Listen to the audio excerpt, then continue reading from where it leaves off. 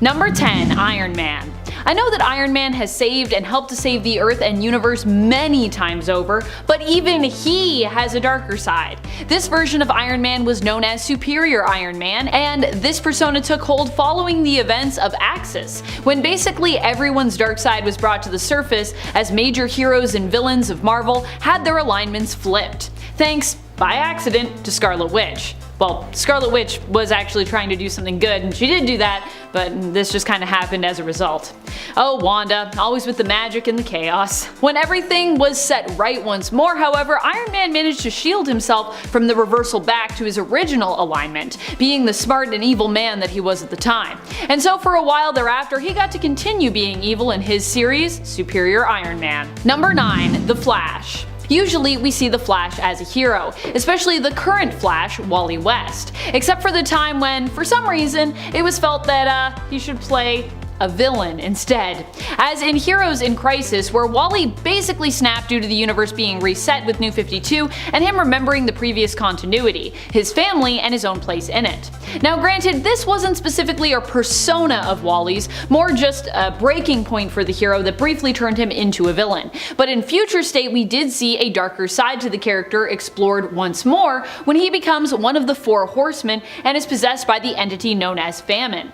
As Famine, Wally even preys on other speedsters, and seemingly succeeds in breaking their connection to the Speed Force, and even killing a good number of them, and in the end, kind of all of them. I mean, he turns Barry into a ghost. Fortunately, Future State is now basically an alternate world, an alternate future, and this aspect of it will likely not come to pass in the main continuity, which means Wally is free to get his family back and keep being the good guy that we know him to be. And friends, before we move on to this next spot, if you are loving this channel and you want to support us in other ways, you can go and check out our Facebook. We just relaunched ourselves over there and it is awesome, so head on over, hit that like, helps us out. Thank you. Number 8. Homelander. Homelander might be one of the main villains of The Boys, both the comic series and television adaptation, but he's also somehow still not the worst of the worst, if you can believe that. He poses as a hero but is really not the greatest, but that being said, he also has an evil clone who is much worse than he is. In fact, many of the most terrible acts that we associate with Homelander in the comics are revealed to have been acts committed by his evil clone version. Well, I don't think the television series plans to follow suit in this regard. In the comics, this evil clone of himself turns out to be Black Noir, whose face we never see, and in the television series, whose voice we never hear. And even in the comics, he's known for being very quiet. So not only does Homelander have the false hero persona that he often wears in front of the public, but he also has a much darker yet separate side in his evil clone, Black Noir. And I would say in comparison to Black Noir, Homelander is basically a superhero because Black Noir is literally the worst in the comics. It's really bad. Number 7. Moon Knight. Moon Knight is known for being a hero or anti-hero in the Marvel Universe, but unfortunately, there's a lot going on in his mind, which means he hasn't always acted as a hero. In fact, the being that granted him his power may also be his dark side, or bring out a dark side in Moon Knight, or Mark Spector at least. It has been insinuated before that Khonshu is another persona residing within Mark Spector's psyche, who is somewhat of a manipulator, but in some ways represents Mark's lack of control or desire to self-sabotage.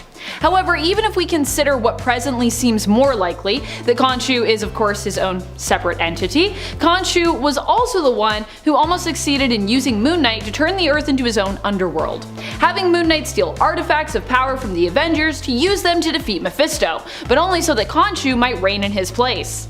Yikes. Moon Knight's dark persona has a name, and it is, or was at least, Khonshu. Number 6. Red Hood. Jason Todd is a character who is familiar with darkness. He has suffered through quite a bit of trauma and tragedy, and as a result it shaped his character, corrupting him somewhat and turning him dark. Initially, Jason Todd was known as Batman's second Robin, but over time he became more and more rebellious and eventually chose to basically break off and set it on his own. This only led to more problems when Jason found his birth mother, but then was seemingly betrayed by her and then brutally killed by the Joker. And all of that after shortly reconnecting with Batman. Ooh. Years later we would learn that he had returned, but feeling that Batman had abandoned him after his suspected death, became the villain known as Red Hood, breaking the rules of heroism that Batman had taught him. Jason to this day is always a character who struggles to find the light at times on a path of darkness that he treads. And even when acting as a hero, there is a darkness within him that seems to linger, and at times even comes to the surface. Number 5. Professor X. Even someone as celebrated as Professor X has a dark side, and actually, the more we've gotten to know him, the more this makes quite a bit of sense.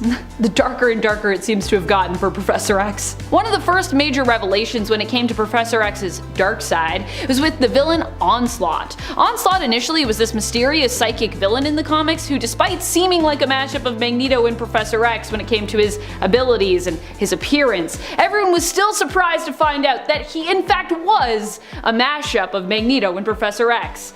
Gasp! More specifically, Onslaught represents the repressed darker parts of Charles' psyche, which he kinda locked away but later were released when he broke Magneto's mind, in essence absorbing it. Although at the time, I don't think he really knew he did that. Magneto's mind connected with Charles' darker side, and Onslaught was born. And really, this was just the beginning of readers learning about the darker aspects of Charles Xavier, which overall I think adds quite a bit of depth to his character. Number 4. Enchantress. Enchantress is an interesting one. I feel like we generally think of her as more of a villain, but she's definitely way more complicated than that. To be clear, we're talking about the Enchantress of DC, aka June Moon. June Moon became the Enchantress initially in the comics after being given magical power by a being known as Zamor. In reality, this power was granted to June Moon by merging her with an evil entity known as the Succubus. With her newfound power, she would transform into a green-eyed, raven-haired woman whenever she activated her abilities, transforming back to the blonde-haired, blue-eyed June Moon thereafter. At least initially back in the New Earth continuity, June actually acted as a hero in her Enchantress guise, defeating evil and saving her paramour's life. Unfortunately, she quickly became more anti-hero in terms of her adventures and motives, and then just basically became like straight up villainous from there. At times it has seemed Enchantress struggles when it comes to her alignment. Sometimes she would act heroically, but on a dime she would turn to the side of evil with her behavior. This is because of the struggle within her likely between the Succubus and June in terms of their own desires. Or, in Prime Earth continuity, the struggle between June and Enchantress, who is simply her own magical entity who is merged with June. Number 3. Phoenix. Phoenix is probably one of the most powerful characters in the Marvel Universe, which is also what makes their dark side so terrifying. When Phoenix turns dark, you want to watch out, because this is a hero who isn't just going to mess up a situation, a country, a continent. This is a character who has the power to destroy whole worlds as they please. Typically when we talk about Phoenix and Dark Phoenix, we are talking about Jean Grey, who is most well known for her bond to the Phoenix Force, and merging with the entity and then taking up the mantle of Phoenix, turning dark, and then sacrificing herself to save others from basically the darkness within her. Of course, later on this was retconned to actually be a sort of Phoenix-made copy of Jean, while she herself was resting at the bottom of a bay, in a sort of recovery pod. But no matter who becomes the Phoenix host, it seems evident that this is an entity that is so powerful that most, even likely heroes like Jean, would be at risk for turning to the side of evil and becoming corrupted by its power. Number 2. Raven. Raven is a hero who very evidently has a dark side. It comes from her father's side. Trigon is both a powerful demon and Raven's dad, and the darkness within herself she gets from him. And I think he also could be an alien. I think that's also one of his origins. Evil alien. He sired many offspring with the hopes of spreading his power and his mission of destruction, because he was trapped at the time. His goal was to, in essence, destroy worlds with his children, who likely all felt a pull towards darkness, because they're his children, Raven included. Raven is therefore typically depicted as being a hero who is somewhat monotone, due to the fact that she needs to keep her emotions in check. This is because if she gets too emotional, it can actually cause her dark side to emerge and take control of her. So instead, everything she does, says, and feels must be controlled and calculated so that she doesn't wake the monster that sleeps within herself. And we've seen what happens in the comics when Raven's dark side does take control, and let me tell you, it's pretty scary stuff. Fun fact, I'm pretty sure Wally West is like scarred for life from Raven's dark side. Number 1. Sentry. Sentry's evil persona was so bad that he in effect had to be wiped from the minds of everyone on planet Earth, including his own mind. The Sentry is the greatest superhero the world forgot in Marvel Comics, and the world had to forget him because Bob Reynolds wasn't just the Sentry, but was also one of the greatest and most powerful villains to have ever lived. The Void. With the realization that they too were one and the same, the only way the heroes who knew this figured they could defeat the Void without killing Reynolds, who was a close friend to many of them, was to simply make sure that everyone forgot who the Sentry was, allowing Robert to also forget, and in essence preserving the good deeds as well that he had done, even though no one of course would remember who he was. And without the extreme good of the Sentry, there would also no longer exist the extreme evil of the Void. Problem solved. For a time this worked and Bob went back to being a regular old Joe, forgetting about his previous life, but one day he began to remember again, which allowed the Sentry to return, but also brought the Void back with him. And that's also when we found out who he was, because we also forgot, us readers. Oh, retcons. That's actually a really fun retcon though, I do like that one. At number 10, we have the time when Cyclops goes rogue and kills Professor X. We're used to Cyclops being a pretty grounded and proudly good-natured member of the X-Men. But when Cable brings news to the X-Men that he sees the end of the world in their future, Cyclops is convinced that he has to pit himself against the Avengers.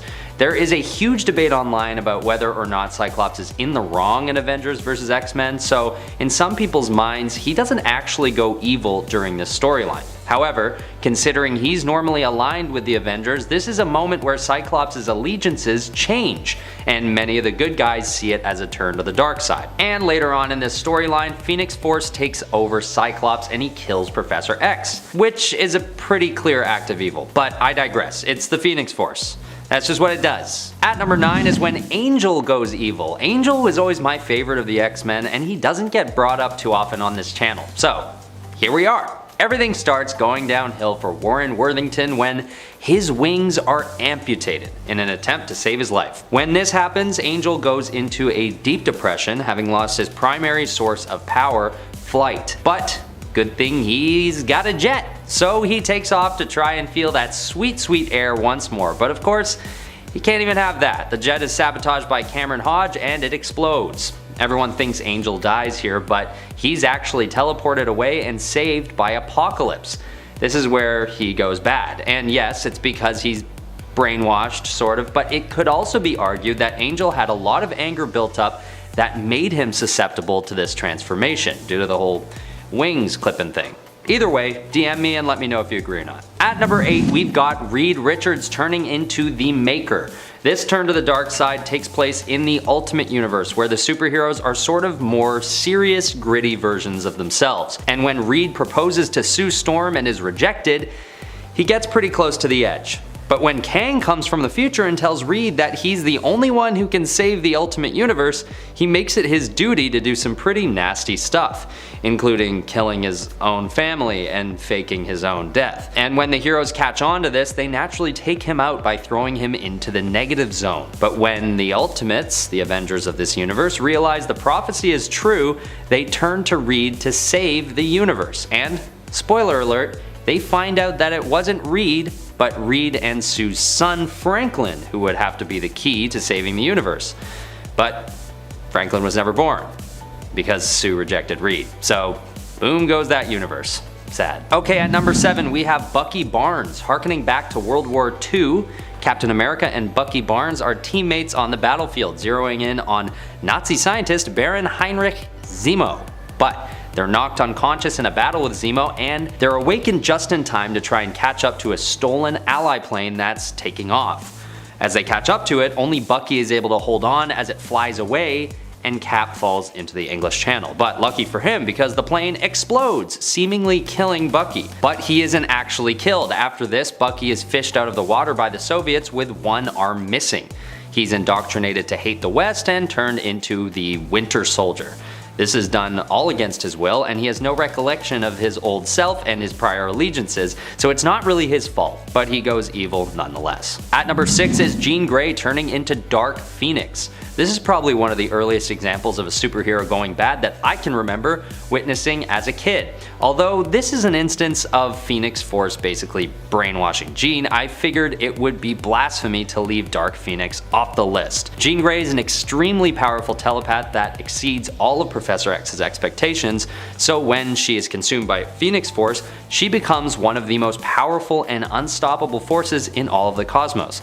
She traverses galaxies, absorbing energy from stars as she goes, and in turn takes out masses of life on various planets in what can only be described as super selfish of her. Throughout her time as Dark Phoenix, she has no recollection of her former self or even a proper sense of reality, so it's not really Jean Grey anymore, but something much more sinister. At number 5, we have Superboy Prime. This is one of the most significant cases of a superhero going evil because the cost of this turn is one of the most significant in any comic storyline, Marvel, DC, or otherwise. Superboy Prime is born on Earth Prime in the same way as Superman, landing in a cornfield, being named Clark, all that hubbub. Except Earth Prime is part of a dimension that doesn't have any superheroes in it, except for Superboy. He's the only one. And when a multiversal catastrophe takes place that destroys hundreds of different worlds, Superboy teams up with a group of superheroes to try and save as many as they can. Basically, as you can guess, his homeworld, Earth Prime, is not saved in this process. And even during another process where they're able to create an Earth with an amalgam of 5 different Earth's histories, Superboy's is not one of those 5 either. So, to keep the story short, this basically drives Superboy into a jealous rage that he never really gets out of. It's a really sad story actually, and given Superboy Prime's insane level of power, it causes immeasurable harm to the cosmos for years after. At number 4, we've got Captain America. Now, there are a couple events that can be explored where Captain America changes sides, one of which being Civil War and the other being Secret Empire.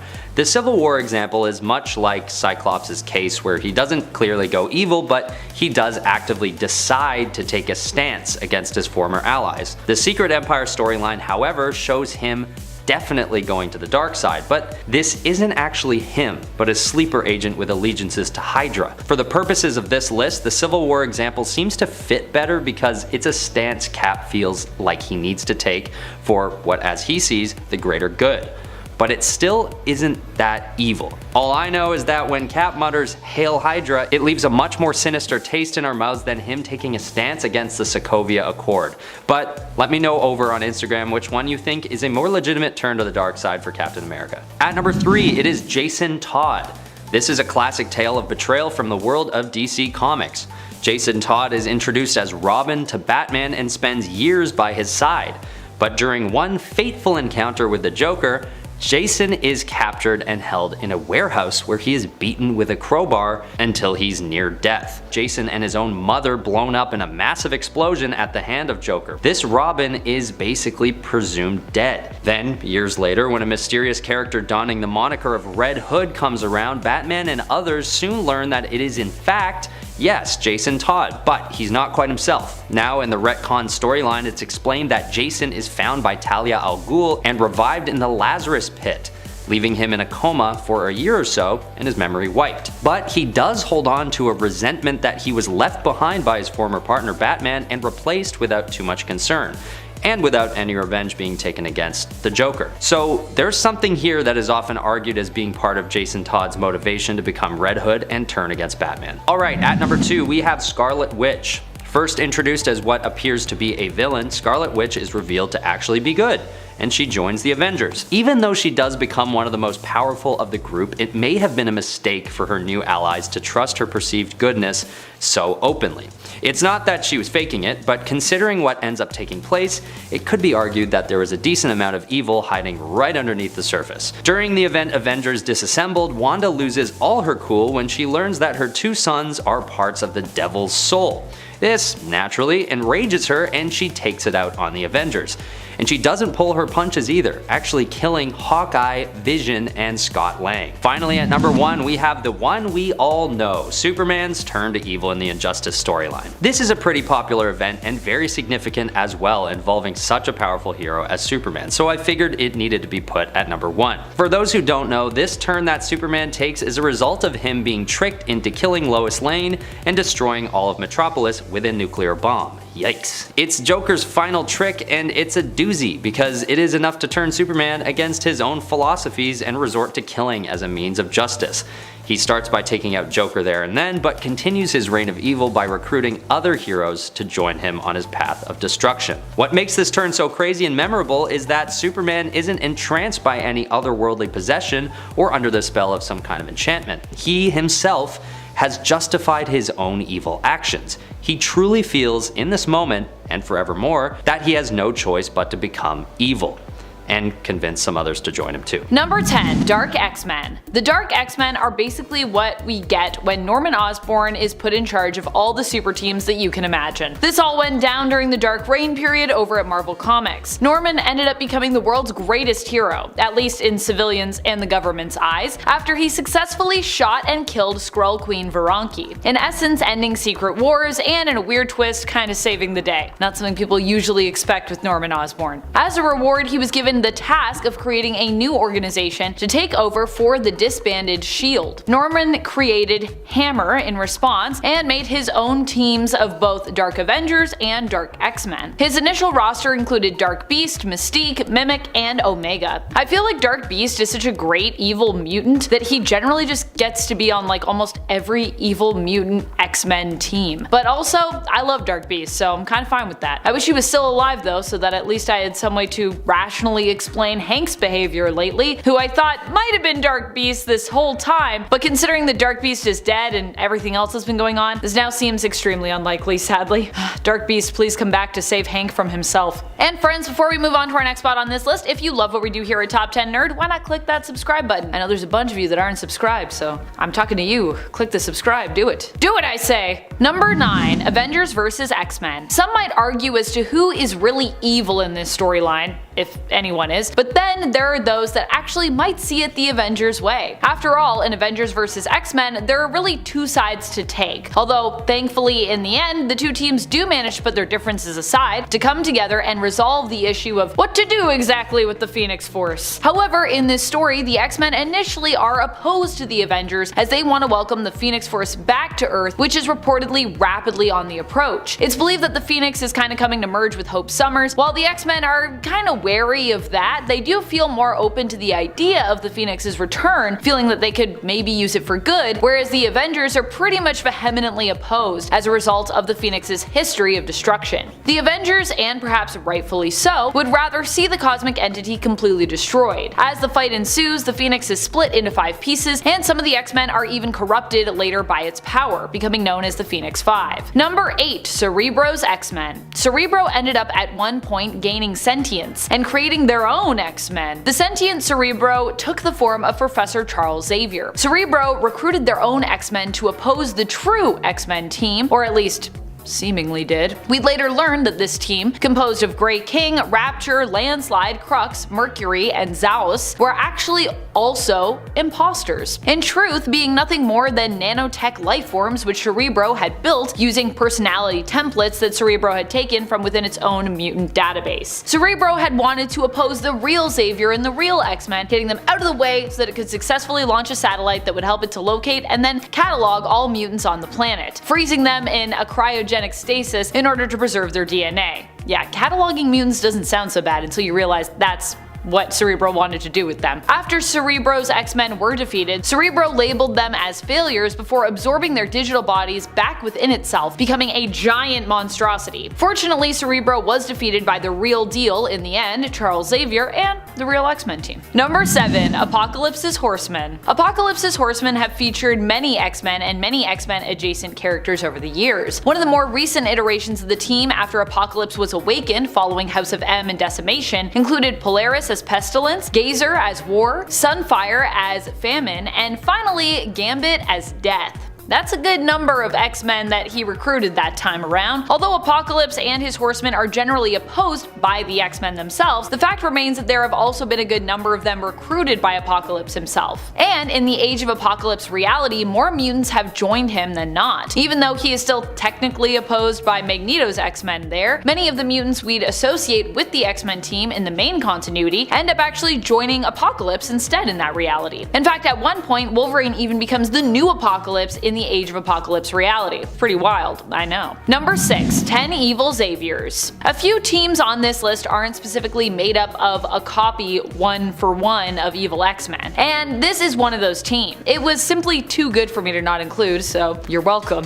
In the Fantastic Extreme X-Men, this is a team of villains from alternate realities and even perhaps the main reality that our multiversal X-Men team led by Earth 616's Dazzler must face. The 10 Evil Xaviors feature one that is a cowboy, another that is a Cthulhu-like floating brain, one that is a giant Akanti whale, and so many more amazing weird alternates of the X-Men's leader and mentor. Number 5. Inhumans vs. X-Men. In Inhumans vs. X-Men, the X-Men team kind of become the bad guys. This was all thanks to the machinations of Emma Frost, who manipulated the rest of the mutants by making Cyclops appear as her own martyr. She made it appear as though Cyclops was killed by the Inhumans so that she could inspire the mutants to rise up against the Inhumans and basically go to war against them. In reality, the Inhumans did not actually want to fight the mutants and instead preferred to find a peaceful resolution initially. That was what they kind of wanted to do. They were like, we're sorry that we kind of accidentally killed some of your people, let's figure it out. But no. The conflict started when exposure to the Terrigen Mists ended up being deadly to the mutants, some of whom got very sick and then died, causing a case of Mpox. However, in the end, it was revealed that Emma was simply using her illusion powers to make people believe Cyclops was still alive after he'd already died almost instantly due to exposure to the Terrigen Mists. She then made people believe that Black Bolt had actually been the one to kill Cyclops, which was what got all the other mutants and X-Men riled up. Needless to say, after the truth came out and everything was mostly resolved, Emma went deep into hiding as a result of everyone being pretty pissed at her, which honestly, fair enough. Number 4. Revenants. Who are the Revenants? They're basically like, well, evil X-Men. Well, at least evil versions of a few of the X-Men. In an alternate reality where Cassandra Nova becomes ruler of the world, they may even have a ton more power over there. In fact, I believe they do. I think they rule that alternate world. Ugh. But the ones we're talking about here instead appear in Uncanny X-Force, where they face off against some of the former / current / future X-Men members. Revenants are also known by another name though, one you might be familiar with if you are a Cassandra Nova fan or a Shi'ar fan: Mumadrai. The Mumadrai are basically evil duplicates of oneself. According to Shi'ar beliefs, in order to be born, one must first defeat their evil alternate, their Mumadrai, in the womb. That was what Charles did in order to defeat Cassandra Nova, his seemingly evil twin, who really is a Mumadrai. However, despite being defeated because Charles was so powerful, in reflection, so was Cassandra, who would end up recovering and returning years after that initial defeat. In Uncanny X-Force issue number 10, we're introduced to a few more Mumadrai that are the dark reflection of Betsy Braddock's Psylocke, Storm, and Puck. While Puck has never been an X-Men and isn't a mutant, he is X-Men adjacent, having served on Alpha Flight and X-Force, hence his appearance in this series and the reason why I'm still gonna talk about him on this list, so haha! Number 3. Curse of the Mutants. Curse of the Mutants represents a time and team that were turned evil by really the curse of vampirism. Well, at least a few of the X-Men were. Primarily, Jubilee was the one captured and transformed into a vampire as a means to lure out Wolverine. This was all part of Zarus's, Dracula's son, evil plan to take over San Francisco and bring all vampires together under his control, of course. However, what Zarus was not anticipating was that Wolverine, who he successfully managed to lure out and transform, it seemed, had actually been caught and turned as part of Cyclops' master plan. Haha, he one-upped him with a plan that was part of his plan. In the end, the X-Men therefore managed to defeat Zarus, with Wolverine being reverted back to being human, or rather I suppose I should say mutant, and Jubilee being rescued, although for a time Jubilee would still remain a vampire. Number 2. Onslaught. I mean, if we want to get a little loose with the definition of a team, I would say a team is just more than one person, so I don't even think this is that loose, but then we could consider Onslaught to be an evil X-Men team. Technically, he was originally made up of a team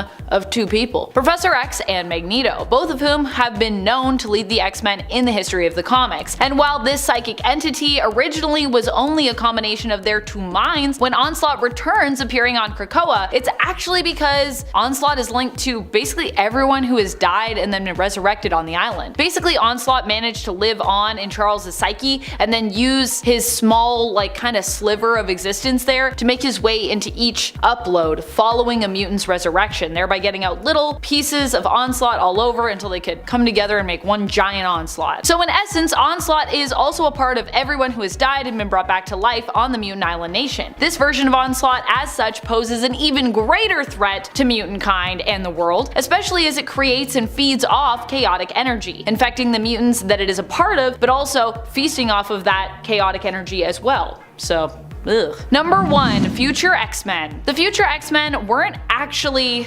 X-Men. That was the problem when it came to their evilness. That was all part of their evil plot. Although this mutant group advertised themselves as X-Men once they traveled back in time, in reality, we had later learned that they were indeed not X-Men at all, but instead were an evil future brotherhood. The team was initially formed by Charles Xavier II, the son of Charles and Mystique. He ended up recruiting the team to stand opposed to the X-Men, who Charles saw as a disappointment in regards to what his father had hoped for them. Charles II, that is, not the original Charles. While Charles II's team failed at defeating the X-Men multiple times, Reyes, Charles's half-brother, with Reyes' parents being Wolverine and Mystique, got the idea to travel back in time to when the X-Men would be more vulnerable in order to defeat them. Alright, at number 10 we have the very silly but nonetheless evil Super Enemies. In the 1970s animated TV show Super Friends, there's an episode in 1979 called Universe of Evil, where Superman travels to an alternate universe to meet the evil counterparts to the Super Friends,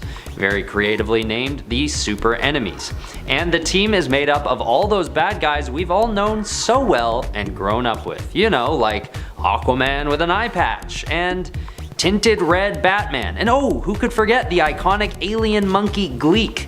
What a trailblazing team of supervillains they were. But as much as I roast them, they do actually pose a decent threat to Superman in this storyline, to the point where they team up with the military armed with kryptonite weapons, and even bring in their own version of Superman, giving our Superman a good old run for his money. But luckily, Superman Prime finds something called an antimatter flask, which turns all the super enemies back to being good again. Thank God Aquaman retires that eye patch and is no longer so intensely menacing looking. What a relief. Number 9. Justice League of Assassins. Unfortunately, this evil Justice League didn't stick around too long. Being first introduced in Superman Volume 4, number 15 in March 2017, the Justice League of Assassins on Earth 14 were a group of augmented, mostly non-superpowered soldiers led by the obviously powerful Superman. The team was made up of Wonder Woman, Aquaman, Flash, Batman, Harley Quinn, and Green Lantern. With the exception of Superman, their powers relied mainly on weapons and technology, but primarily they used advanced firearms. Ultimately, they were all slaughtered, with this Superman being kidnapped by Prophecy, which is a shame, because this team looked super cool and they seemed to inhabit a pretty dark and grim looking post-apocalypse. Could have been very interesting. At number 8 we have the Conglomerate. This group is basically a bizarro version of the Justice League created by Booster Gold. The group is formed after Booster's departure from the Justice League International due to a lack of respect from his peers. When Booster first fails to bring together a competent group of heroes to form the first iteration of the Conglomerate, someone named Claire Montgomery comes in to manage the group. With her, she brings along the likes of Deadeye, an alternate Green Arrow, Fiero, a guy with fire powers, Frostbite, an ice power guy, Elastaman, a stretchy man, Element Man, much like Metamorpho, Scarab, a knockoff of Blue Beetle, and Slipstream, a dollar store Flash. When they engage in a small friendly skirmish with the Justice League International, the fight quickly turns serious, and everyone learns at once that these new members have actually been brought from an antimatter world called Quard, and they're basically just entirely evil, and always had been. Luckily the JLI take them down, but it's a close one. Number 7. Squadron Sinister. This isn't so much an evil alternate Justice League as this team actually appears in the Marvel universe. But I'm gonna count it because I'm just stubborn like that. The original Squadron Sinister was created as a sort of obvious play on DC Comics Justice League characters Superman, Batman, Green Lantern, and the Flash, with the characters Hyperion, Nighthawk, Dr. Spectrum, and the hilariously named Wizard. respectively. The team was created by the Grand Master after he encountered the Squadron Supreme, and they first appeared in Avengers number 69 when they were pitted against the Avengers in a game between the Grand Master and Kang the Conqueror. They're bad guys who are counterparts to 4 members of the Justice League. I gotta stop justifying my reasons. They're on the list. Argue with me down below if you don't like it. Alright, at number 6 we have the Justice Lords. Appearing in the animated series Justice League in the episode titled A Better World, this evil team is led by a radicalized Superman. Radicalized because he witnesses Lex Luthor murder the Flash and threaten nuclear war. So, Superman decides he'd abandon the typical hero's code of conduct and kill the bald tyrant himself. And in this alternate universe, Lex Luthor isn't just some super rich supervillain working away and hiding. He's actually worked his way to becoming the President of the United States. So, after his death, there is a power vacuum to be filled. And who would be better rulers than this evil alternate Justice League? No one. They didn't think so anyway, so they take over and put in place a totalitarian government with the justification being that they are protecting humanity from itself. And they start calling themselves the Justice Lords, which, I mean, you should sort of know you're the bad guys when the word Lord is in your title. Luckily, the real Superman is able to catch on and take them out of power before anything goes too far. Number 5, Injustice League. Okay, so we have the Crime Syndicate of America, but there was also a team of villains put together to fight that team of villains. So, sort of technically making these villains heroes, but also not really because they're still villains. Right? The important information here is that the Injustice League, at least the one I'm referring to, was formed to combat the Crime Syndicate of America from Earth 3. The team's villainous members included Bizarro, Black Manta, Black Adam, Catwoman, Deathstroke, Sinestro or Parallax, Captain Cold, and they were formed and led by Lex Luthor. The team first appeared in Forever Evil number 3 in January of 2014 when the Crime Syndicate of America invaded the Prime Earth universe and tried, and very nearly did, take over the world. At number 4 we have the Injustice Syndicate. I know, lots of groups with Syndicate and Injustice in their names. Well, that's because this evil version of the Justice League actually exists as a sort of combination between the Injustice League and the Crime Syndicate, both of which are included in this list respectively. Appearing in Batman the Brave and the Bold, in the episode called Deep Cover for Batman, Batman manages to travel to their evil dimension and infiltrate their operations disguised as Owlman. He sees that this group comprises of an evil version of himself, along with other evil alternate versions of other heroes he knows and works with. While eavesdropping, Batman learns of their plans to, destroy other universes entirely, which of course, he feels is something he needs to put a stop to. And it can't wait, naturally. So he decides to take all of them on himself, and because he's Batman, and it is his TV show after all, he wins. Those universes can thank him later. Number 3, the Joker League. In Emperor Joker number 1 of October 2000, the Joker has gained 99.99% of the reality warping powers of the 5th dimensional being, Mr. Mxyzptlk, and he used them to completely warp the world into an insane offshoot of our real world. In this Joker world, he has put together an evil, insane version of the Justice League called the Joker League of Anarchy. The team members include some characters we've seen before, such as Bizarro number 1, Enigma, who's the Riddler, Gravedigger Lad, who is actually Jimmy Olsen, Lois Lane, Harley Quinn, and Poison Ivy. He has also created completely new characters that are wholly original to this story: Ignition, Bounty, Schism, and Scorched. He even has Lex Luthor as a jester. They are basically just the henchmen of this already pretty much all-powerful version of the Joker. Just another way of keeping him entertained, it seems. At number 2, I'm putting the Injustice League from the video game Injustice: Gods Among Us. Most of us already know how this story goes, but in case you don't, this is one of the cooler and more well-written storylines about an evil alternate version of the Justice League. In most cases on this list, these evil groups are created by an alternate reality, which is always fun but pretty simple to come up with. But this storyline shows a radicalized Superman leading the Justice League to the dark side. And like I said, this isn't because he's an evil version of Superman or one that's possessed by some evil force. He's genuinely turned to evil after the Joker tricks him into killing Lois Lane. So to combat this new unexpected evil force, Batman decides to bring in other members from the Justice League from another universe, and the result is some pretty great fighting gameplay gameplay. And right as the game was being released, a comic book series of the same name was also being released in tandem, serving as a prequel to the game. Where you can derive general story points from the game itself, most of the backstory I just explained actually comes from the comics. It's cool to see the video game and comic book worlds working in tandem, and they make a pretty cool new storyline that I figure has to be ranked pretty high on this list. Number 1. The Crime Syndicate of America. The Crime Syndicate of America hails from the strength-obsessed Earth 3, and is a twisted, evil version of many characters who make up the main universe Justice League of America. Its members include Ultraman in place of Superman, Thomas Wayne Jr. aka Owlman, and Alfred Pennyworth as the Outsider, Superwoman, who was Lois Lane at one point and Donna Troy at another, the cowardly Harold Jordan and vengeful John Stewart, who are both Power Ring, which are evil Green Lanterns, at different times, John Allen and John Chambers separately also as Johnny Quick, Atomica, Sea King, Deathstorm, Grid, and John Johns. They come into contact with the main universe many times, and they almost always spell out bad news, as you'd expect from the antithesis to the Justice League of America. Number 10.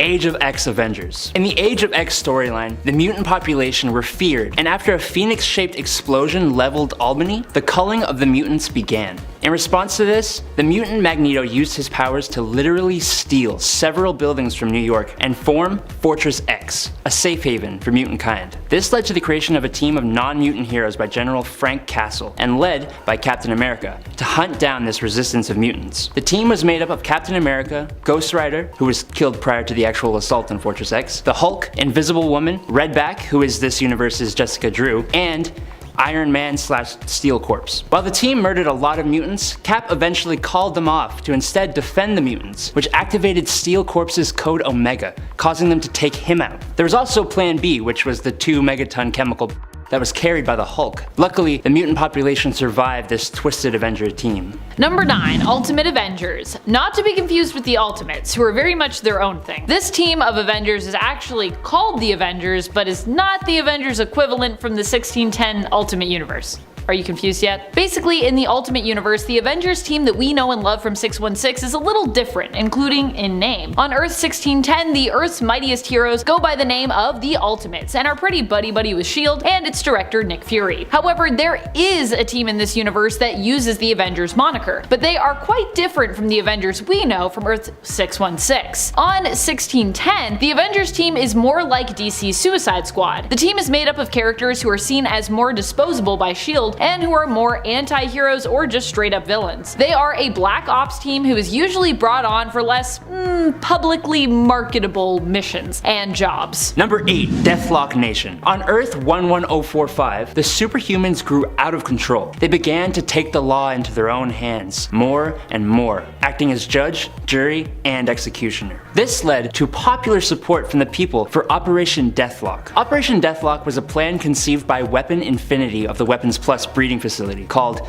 the World, to convert all superhumans into Deathlocks. The project began small, with a few normal human Deathlocks, and then those Deathlocks targeted specific heroes who were killed and then converted into Super Deathlocks. No hero could stand for long, and soon, all superheroes were converted into mindless police robots, which actually resulted in a utopia. Eventually, these Deathlocks began spreading into other timelines and realities, only to be stopped by Apocalypse. This eventually led a team composed of Deathlock, Captain America, Cyclops, Spider-Man, Elektra, Hawkeye, and the Thing to come into conflict with Earth 616. Number 7. Cadaverous Avengers. Cadaverous Avengers were part machine, part man, and all influenced by the villainous Cadaverous. They show up in whatever alternate world J.J. Abrams and his son Henry Abrams' Spider-Man series is relegated to. I don't think it has an official number yet. It does have a temporary reality number though. This team seemed hell-bent on getting revenge on Iron Man, the only surviving Avenger left in this world. Well, I guess Peter was still alive at this point, and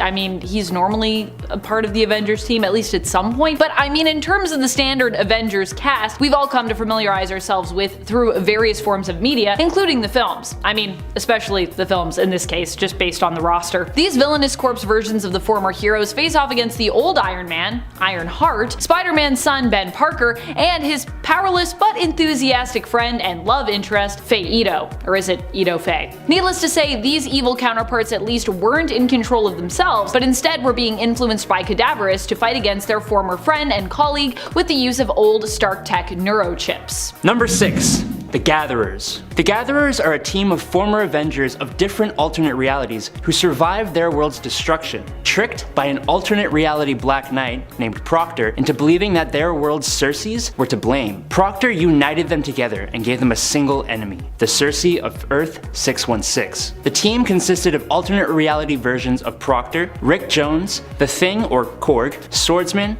Black Panther, and The Vision, as well as some unknown original villains. But for them to carry out their vengeance, each member had to kill their Earth 616 counterpart within a certain amount of time, or they would die from cellular breakdown. What the members of the Gatherers did not know is that their leader, Proctor, was responsible for the destruction of each world they are from, as he drove that world's Circe into madness, causing her to lash out and destroy everything around her, all because of a bad breakup. Damn, dude! Number 5. Android Ultimates. The Android Ultimates come from Ultimates 3. They make their first appearance in issue number 4 of the Ultimates 3 series. This is where we first learn that these Ultimates aren't really the Ultimates at all, but replacements built by Ultron to act just like them. His plan is to use the team of robotic hero impersonators to destroy man and help the machines of the world rise up. Really all machines too. There's a weird part where they're talking about like, we as machines are just seen as these tools. Us toasters, we will unite. It's like very strange. Of course, the Ultimates themselves will have a few things to say about that whole plan. Ultron styles himself after his father Ant-Man, but he and his team wouldn't make it past the next issue. It would later be revealed that their leader Ultron wasn't actually fully in control, but instead was being puppeted by Doctor Doom. So many reveals where people are actually being controlled by someone else. Number 4. Undead Avengers. The living are not welcome on Earth 666, and the world is only consisting purely of the dead, undead, or supernatural beings. Vampires, werewolves, mummies, and more all exist here, and each group is divided into separate factions. But don't fear, the greatest heroes from across these groups are assembled together to protect this world. They are the Undead Avengers. This team is so cool. A Captain America who never recovered from being a werewolf, a part spider Natasha Romanoff, a devil Daredevil, a mummified Thor the Accursed who wields the backwards Mjolnir that casts black anti-magic energy, Vampire Wolverine, Hawkeye, Franken-Castle? I mean, come on. These guys come into conflict with Captain Britain when trying to defend the Orb of Necromancy in order for them to spread undeath across all of reality, and they first appear in Secret Avengers number 33. Number 3. Dark Avengers. The Dark Avengers technically hail from Earth 616, but they are a completely alternate team when it comes to their roster and in general their backstory and motives. Well, that is, in a way, the Dark Avengers do attempt to do good, but they are just all approaching it from a more villainous side. And many of the team members don't do good for the sake of doing good, but have their own ulterior motives. So can we really call that good? That's a philosophical question for you. The Dark Avengers were introduced when Norman Osborn was given reign over the heroic team after he'd been declared a hero for killing the Skrull Queen Veronki. Aside from getting to build his own Avengers team, which would replace the previous one, S.H.I.E.L.D. had been disbanded and Osborn was allowed to create his own organization to replace it, using the acronym HAMMER, which really doesn't stand for anything. Osborn just thought it sounded cool, so that's not really an acronym, it's just capitalized letters at that point. He pulled together his own Avengers team, which publication-wise became known as the Dark Avengers, composed of various Marvel villains, anti-heroes, and misled heroes in some cases, or heroes who were just like really lost at the time, who Osborn united when the standard Avengers hero members refused to join his team. He did try though. He was like, hey Carol, come be on this team. She was like, hell no. Number 2.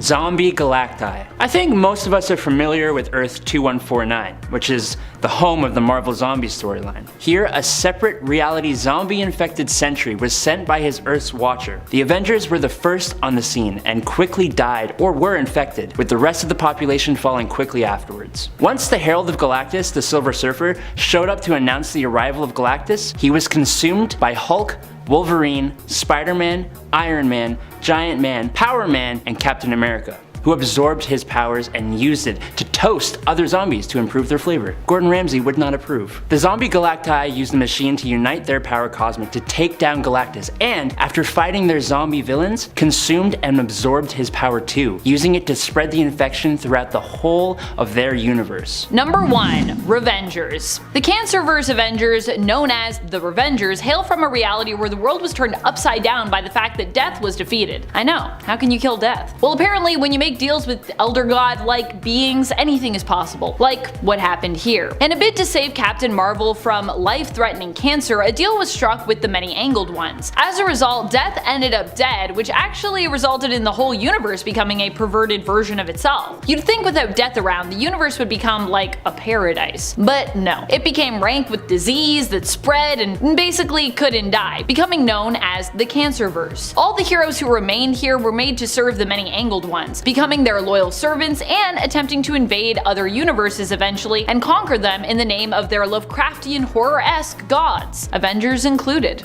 Or Revengers included. Number 10. Magic Venom. I'm starting with this Venom because this is technically our 616 Earth Venom, and he's also not technically a bad guy, but he's really cool, and I love him, so...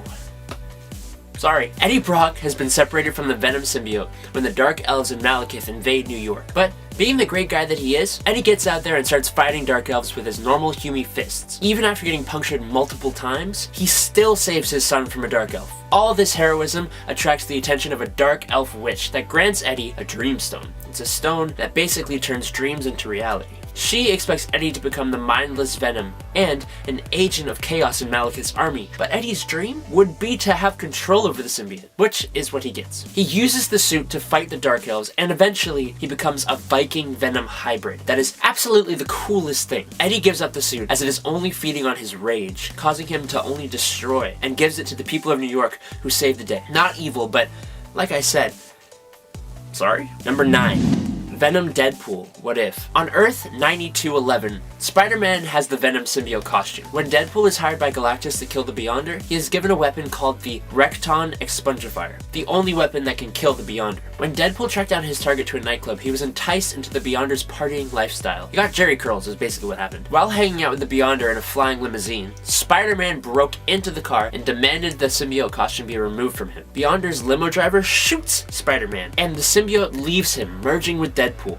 Now, Venompool. Beyonder eventually grew tired and longed for more, leaving Venompool and snapping him out of the Beyonder's magic. Venompool attempted to resume his contract and kill the Beyonder, but he accidentally pawned the Recton Expungifier. He kidnaps and sells a drunken Tony Stark to AIM, and he gets rejected from all the superhero teams because he has Jerry curls. He's evil because he can't do anything right. It's just go with it, okay? Number 8, Spider-Man and the Power Pack Venom. Now, this version of the symbiote is kind of fun. In the Marvel Age miniseries Spider-Man and the Power Pack, a down-on-his-luck fashion designer literally runs into the symbiote walking down the street and is saved by Spider-Man. During the fight, the fashion designer gets his hands on the symbiote, which he crafts into 4 dresses for a fashion show that Peter Parker and Mary Jane happen to be attending, with Mary Jane even donning one of the dresses. Partway through the show, the symbiotes reveal themselves and take over Mary Jane and the models, becoming She-Venoms. Luckily, with the help of the Power Pack and bad European techno music at full volume, Peter is able to remove the symbiote and defeat it. Or is he? Bum bum bum. Number 7, Ultimate Venom. This version of the big gloopy hunger monster started in quite a different way than normal. This Venom started as a biological suit created by the fathers of Peter Parker and Eddie Brock. When this knowledge and the prototype suit fell into Peter and Eddie Brock Jr.'s hands, they decided to work on their father's project. After Peter had a dangerous run-in with the suit and wanted to destroy it, Eddie exposed himself to the control sample of the suit he created. But he lost control, consuming a janitor and later 2 security guards. He went about surviving by consuming innocent bystanders and trying to consume or bond with Spider-Man. Eventually, Eddie/Venom bonded with Carnage, stealing it from Gwen Stacy and becoming a monstrosity combo of the two. Number 6, Kingpin Venom. In the alternate Earth TRN 421, the year is 2061, and Wilson Fisk, the Kingpin, has killed Eddie Brock, taking the Venom symbiote as his own, bonding with it, which is really intimidating already, but then he modifies the suit to be able to travel through technology. He can basically travel through the internet, controlling cars, helicopters, and electronic billboards. I don't know. Okay? I don't know. In the end, Peter had to flee into the woods, where King Venom followed. This part of the fight didn't last very long, with Peter using the fire from a torch to detach the symbiote from Kingpin, saving the day. Number 5, Old Man Logan / Old Man Hawkeye Tyrannosaurus Rex Venom. Must drive faster, must drive faster. Old Man Logan is an insanely graphic and fresh take on the Marvel Universe. It is set in a post-apocalyptic America, where the villains of the Marvel Universe coordinated a simultaneous attack on the heroes orchestrated by none other than Red Skull. There's a gang of industrious Hulks, a giant skeleton of Loki crushed by the Baxter Building, old versions of superheroes, and supervillains. Oh, and the Venom symbiote bonded with a frickin' T-Rex. After only showing up for a brief moment in the Old Man Logan storyline, Venom Rex instantly became a fan favorite character, which is good because it meant that we got to see how this came to be. At the beginning of the Old Man Hawkeye story, Clint Barton defends Jebediah Hammer from a gang made up of the multi-generational duplicates of multiple men. After Clint quickly disposes of all but one of the multiple men, the remaining man, I guess, ran into a puddle of the Venom symbiote, which bonded to him, and over time created an army of Venoms. After hunting down Clint to Kate Bishop's sanctuary, the two led the Venom army into the wilds, where a T-Rex from the Savage Land attacked the symbiote. Now, if you read Old Man Logan, you know that this is the exact symbiote that attacked Old Man Logan and Hawkeye. I haven't seen whether this iteration of the character has appeared later on though, although I know that he was defeated by Black Bolt. Let me know in the comments. Number 4, Mangaverse Venom. So I'm just gonna warn you now, this is a little confusing. So basically, there are two Venoms in these stories. There's a human man named Venom, and then there's the Venom symbiote, which is his normal black goopy self hidden inside an ambulance. They're both bad news bears, or spiders, I guess. The dude Venom is actually the son of Aunt May and her first husband, which makes it a little more heartbreaking when he kills his stepdad, Sensei Uncle Ben, and almost all the other members of the Spider Clan. He doesn't do this for no reason though. See, Venom is the enforcer of Kingpin, but as a member of the Spider School, he refuses to kill Peter. It's only when Peter goes to avenge Ben's death that they fight. Peter being overwhelmed by ninjas until he learns the true way of the spider and beats all of them, almost defeating Venom until Peter spares him. Venom cripples the Kingpin and takes over the city's ninja gangs. He later comes into contact with the symbiote Venom and uses it to actually save Peter, sacrificing his own life, but then randomly shows up later looking more Venom-like and becomes Peter's teacher? So many mixed signals with this guy. Hey guys, before we get onto the top 3, I just wanted to say thanks for joining us. We can't really do this without your support. If you could just leave a little like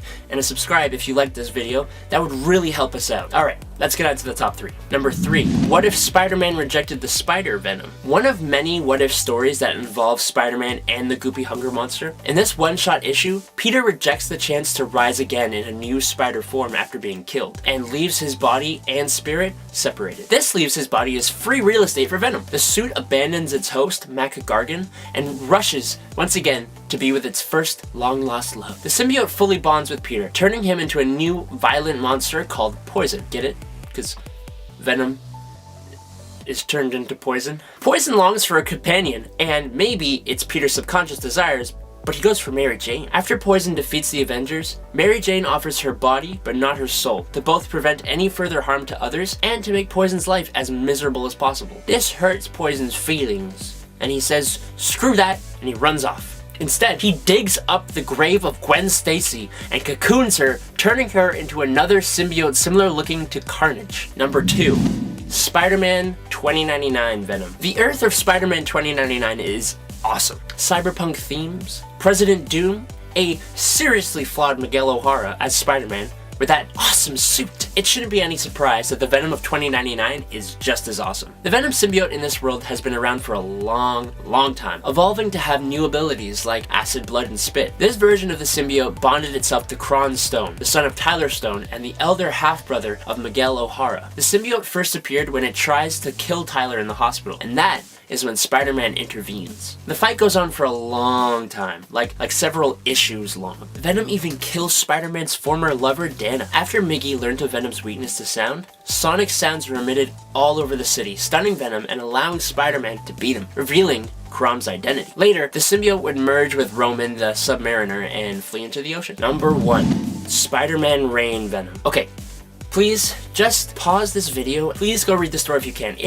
It's good, okay? Gave me goosebumps. Set 30 years after the modern Spider-Man stories, with a retired old man version of Peter Parker, Spider-Man Rain's Venom is hiding in plain sight. He has donned the identity of Edward Sachs, the age of the current New York mayor, and has been quietly pulling the strings from within. A Venom with a mind like this. He's recreated himself multiple times, became the new leader of the Sinister Six, and has installed a security system around New York to stop anyone from leaving. He has goons that walk the streets. He's a criminal mastermind, because he's upset at Peter for leaving. He's upset with him for abandoning the responsibility of Venom. The Sinister Six is defeated by bombs set up by Sandman. Venom is assumed to be defeated, but this guy is tenacious, so who knows for sure. Number 10, Joe Fixit. I think he looks just downright adorable in that suit, but his actions are definitely not adorable. Joe Fixit is essentially the Grey Hulk, which is a weaker, darker Hulk persona that resides inside Bruce's head. Joe is a trickster. He's manipulative, doesn't really care for others. He can drive a car.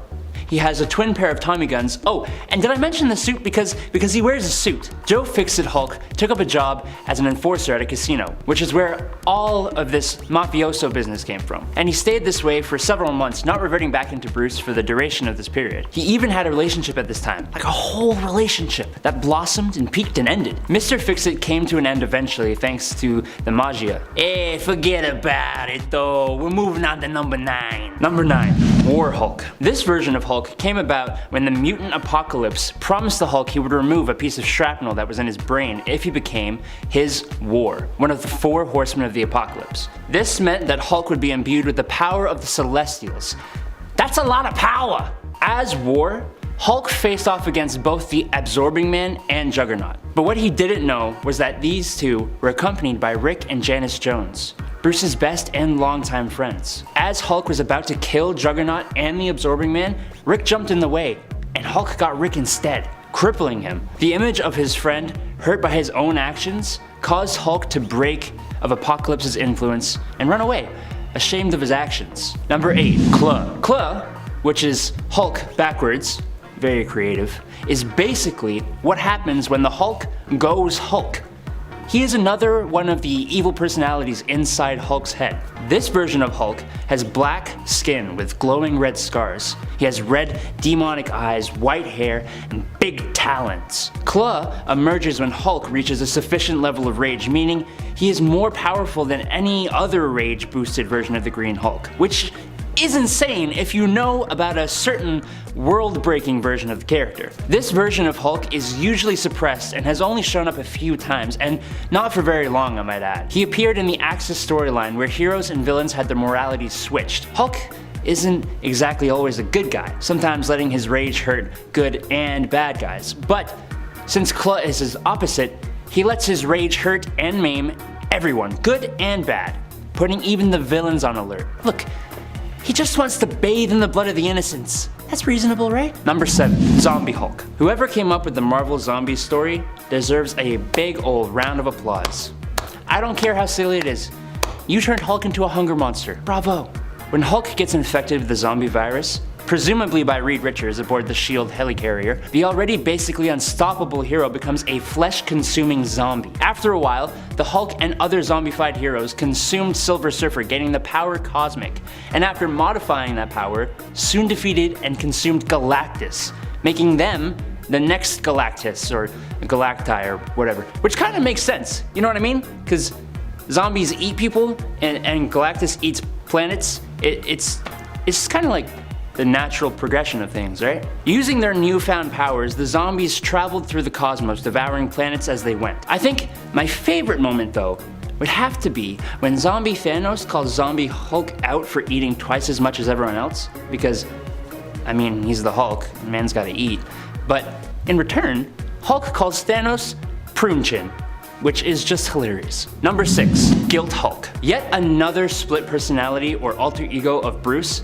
The Guilt Hulk is very similar to Devil Hulk, who represents his anger, only this version of Hulk represents all the guilt and regret that the Hulk feels for all the horrible things he has done while in his Hulk form, as well as the horrible things done to him as Banner, which ultimately means that this persona is quite a bit stronger than its counterpart. What do I mean by the horrible things done to Banner? Well, apart from being feared and shunned and usually living a very, very lonely life, from a much too young age, Bruce suffered constant abuse from his father, Brian Banner, and this abuse caused all kinds of mental problems for Bruce. The Guilt Hulk, as well as the Devil Hulk and a few other evil Hulk alter egos, are directly related to this abuse, with Guilt Hulk even taking the form of Bruce's father before becoming this thing. This Hulk is incredibly powerful, and it took the combined efforts of many of Bruce's other alter egos to hold and keep the Guilt Hulk persona repressed deep in Bruce's mind. Number 5. Pappy Banner.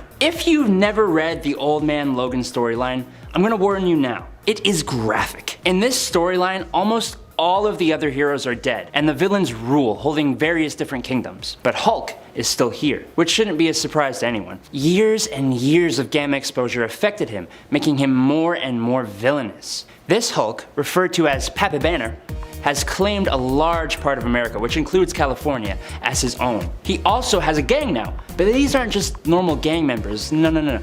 These guys are all the interbred children of the Hulk and his cousin, Jennifer Walters, otherwise known as She-Hulk. When members of this gang murder his new family for fun, Wolverine goes on a crazed rampage, killing almost all the members of the Hulk family, including She-Hulk. The Old Man Bruce and Old Man Logan end up facing off until Bruce transforms into the Hulk, who is massive compared to his normal 616 self. Like 3 stories tall massive. He also really let himself go.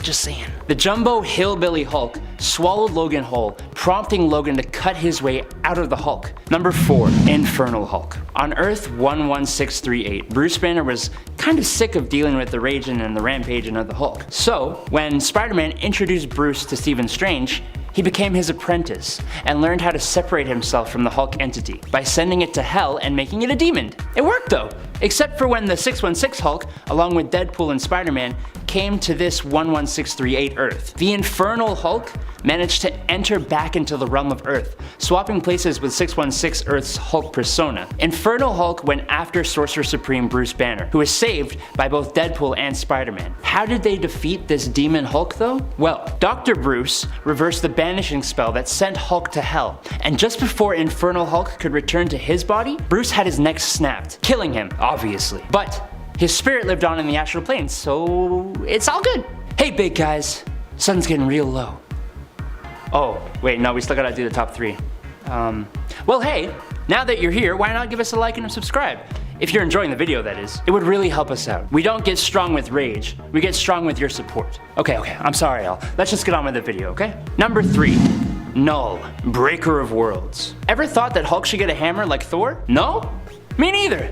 But it is awesome. When Kal Borsun the Serpent sent down 7 magical hammers that represented his 7 followers to Earth, the hammer Null found its way to our lovely green friend, transforming him into Null, the Breaker of Worlds. Hulk/Null went a-smashing, rampaging all over South America, bringing him into conflict with the Avengers, who he defeated, and eventually with a solo Thor. When fighting Thor, Null teamed up with Angrier, Breaker of Souls, which was Ben Grimm the Thing, who was defeated by Thor. But we all know who is the strongest Avenger, don't we? Null was easily too powerful for Thor, and instead of facing him one-on-one, the God of Thunder threw Hulk into orbit. He landed in Transylvania and started taking on Dracula and his minions. It was only after Inca, disguised as Betty Ross, showed up that Hulk threw the hammer aside and left, wanting to be alone. Number 2, Worldbreaker Hulk. Now, it's fair to say that Worldbreaker Hulk deserves the top spot on this list, but I mean, gosh, I just don't think he's that evil. I'm kind of on his side. I cannot lie, but he still gets the number 2 spot because the level of power of this version of Hulk is insane. Near the end of the Planet Hulk storyline, the shuttle he was sent to Sakaar in blows up, killing the Green Scar's wife and children. Hulk reaches a whole new level of anger, which is directed at those who sent him here, the Illuminati. And so, he headed to Earth with his Warsworn. He made a quick stop at the moon though to defeat Black Bolt of the Inhumans. When he got to Earth, he headed to New York, giving the city a time limit to be evacuated. And when that time limit stopped, well, he defeated everyone who was left. Iron Man and the Hulkbuster armor, the Avengers plus their tower, the US Army, the X-Men, Fantastic Four, Juggernaut, Doctor Strange using the power of Zom, who, if you don't know who Zom is, you should go watch the top 10 most powerful Doctor Strange villains videos. It's insane. And Ghost Rider, all while saving the innocent bystanders. He then threw the Illuminati members he captured into the ring against each other, sparing them as he only sought justice, not murder. He was eventually sorta defeated by the Sentry, who he fought until they both reverted back to their human forms, which is when Bruce Banner knocked out Bob Reynolds. So look, if you haven't read this story, please please, please, please, please, please do it. Number 1, Maestro. Okay, imagine a version of the Hulk with twice his strength who retains the intelligence of Bruce Banner, right? Now take that Hulk and make him a ruthless, tyrannical ruler, and you get Maestro. Maestro is a possible future version of the Hulk who kills literally all the other heroes and villains and names himself Emperor over the whole world. Our Hulk first comes into contact with him when Rick Jones's daughter takes him into the future to fight his evil future self. But this Maestro guy, he ain't playing around, okay? In the very first fight, Maestro won by simply snapping Hulk's neck. That's it. Done. Over. And then he waited for Hulk to heal, taunting him and villain monologuing at him the whole time about all the terrible things they go through as the Hulk. The only way our Hulk could win was to bring Maestro back in time to when they gained their abilities, the Gamma Bomb, which destroyed Maestro on the atomic scale. The sheer idea of Maestro haunted Bruce and the Hulk's thoughts for the rest of time, wanting never to become that level of evil. Number 10. Dark Multiverse Superman. Now, I don't know if this is laziness, but the Dark Universe version of Superman doesn't really get much justification as to why his mind snapped and he killed millions of people, his own family, and most of the other superheroes. The Batman of this universe, after seeing this Superman kill his own wife, and after he cuts off Batman's arm, decides that this guy just ain't it. And he transformed himself into a doomsday Batman hybrid called the Devastator, and smashed down this Superman, poisoned him, and impaled him on spikes. A quick evil Superman story, but it was in service of an amazing Batman story. Number 9. Lex Luthor Superman. Okay, this evil Superman isn't technically Superman, but when Superman and Doomsday are both killed by each other, Earth Prime's Lex Luthor returns to Earth after getting bored of being the new Darkseid on Apokolips, and learns of Superman's demise. Lex Luthor, with the help of his superpowered armor, steps in and makes himself the new Superman. I mean, not really Lex, but sure, we'll just give this one to you. Now, he had some good intentions, but it's Lex Luthor. He wasn't exactly the best person for the job. After having multiple falling outs with the new real Superman, pre-Flashpoint Clark Kent, he gave up the title of Superman and started acting as an independent hero, and sometimes a villain. Number 8. Parallax Superman. In this story, Parallax, the physical embodiment of fear, took over the body of Kal-El, making him submit to Laxi by torturing children, and uses this Kryptonian's powers to confront Sinestro, who traps the cocky super entity and teleports him to the caves of Quard, where Sinestro tries to take Parallax out of Superman's body for his own evil plans. But surprise!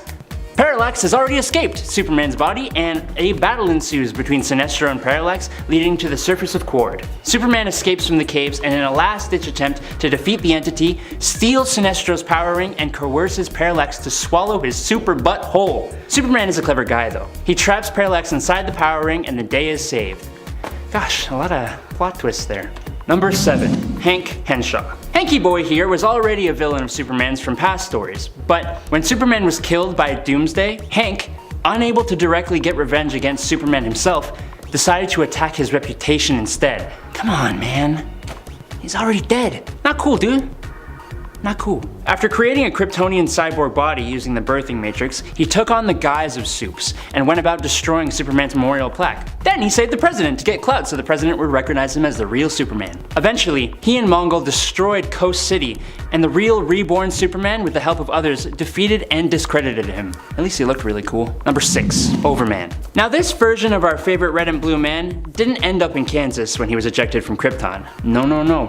This Kal-El found himself in Sudetenland, Germany in 1938 and was acquired by a certain mustached fascist. With Kal and Kryptonian tech, the Reich were obviously able to win World War II and rule over the entire planet. Later, Overman would become disgusted with the stashed man when the Holocaust had been finalized, although he still served the state. It's kind of a weird set of morals there, dude. Eventually, he was cloned and received a love in the form of Overgirl, but after her death, he was completely heartbroken, and he supplied information to the freedom fighters who long opposed the fascists, which eventually led to the death of the new Reichman, the Justice League, and the city of Metropolis. With the grief of all these losses holding him down, he was overthrown by his friend. Damn.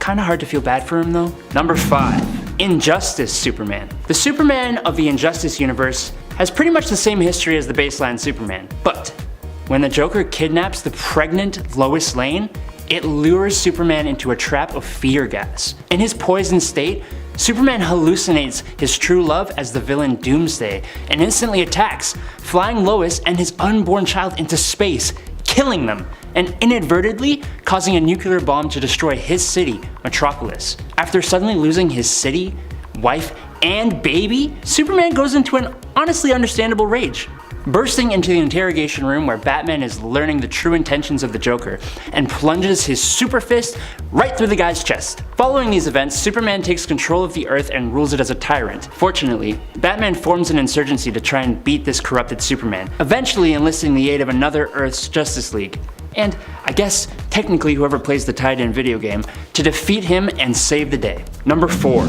Brutal. Brutal is a cloned version of Superman, but unlike a certain bizarre version of Superman, who we will talk about later, don't worry, this duplication was done by none other than Darkseid himself. He raised the resulting clone into a soldier, nay, a weapon, and unleashed him on the superheroes of Earth 2, along with Steppenwolf and the other Hunger Dogs, but they don't really matter. When Steppenwolf tried to subvert his master Darkseid and take Earth as his own, brutally murders him with his heat vision, establishing his devotion to his Lord Darkseid. Let me make my intentions clear.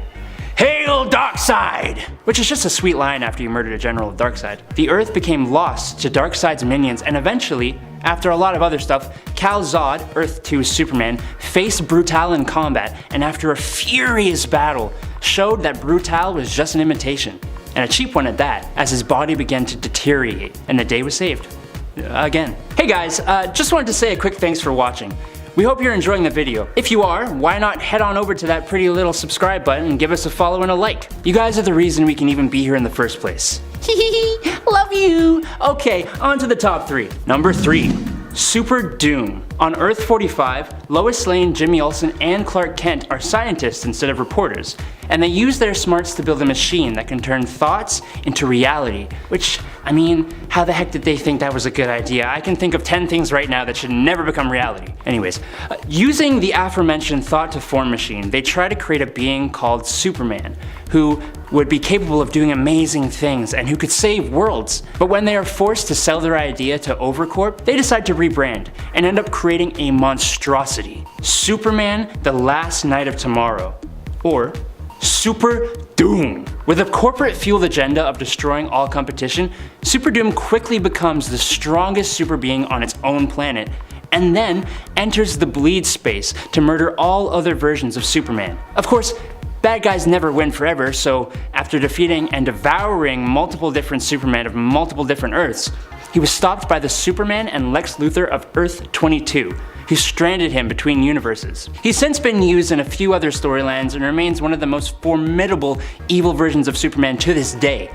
I mean, he didn't even die. Number 2. Bizarro. When Lex Luthor gets the plans for a device called the Duplicator Ray, he modifies the device and uses it to try and create a clone of Superman, who will follow his every order without question. But since our Lex can't seem to do anything right, the resulting doppelganger is an unintelligent, unpredictable, backwards version of Superman, eventually known as Bizarro. Bizarro is a main villain for Superman, appearing in many stories, and I'm so glad because, gosh, he's just so fun to see! Eventually, Bizarro gets a case of the blues and longs for love, and gets the hots for Lois Lane. Lois isn't really interested, but being the great gal that she is, she uses the Duplicator Ray on herself, creating a Bizarro Lois Lane.